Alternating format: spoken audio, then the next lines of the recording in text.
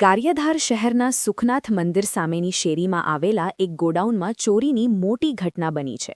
Shalimar paints નામે કલરનો વ્યવસાય કરતા વેપારી મુર્તુઝાભાઈ હુસેનભાઈ લક્ષ્મીધરના ગોડાઉનમાંથી અજાણ્યા શખ્સો આશરે £4.5 લાખ રૂપિયાનો કિંમતી પેઇન્ટ ચોરી કરી ફરાર થઈ ગયા છે. વેપારી મુર્તુઝાભાઈ પોતાના પરિવારનું ગુજરાન ચલાવવા કલરનો વેપાર કરે છે. ગત તારીખ 11થી 14 ફેબ્રુઆરી 2026 દરમિયાન કોઈપણ સમયે પસ્કરોએ ગોડાઉનના પાછળના ભાગે આવેલી લોખંડની જાળી તોડી અંદર પ્રવેશ કર્યો હતો. 14 ફેબ્રુઆરીના રોજ સવારે 11 વાગ્યે જ્યારે માલિક ગોડાઉન પર પહોંચ્યા ત્યારે આ ચોરીનો ખુલાસો થયો હતો.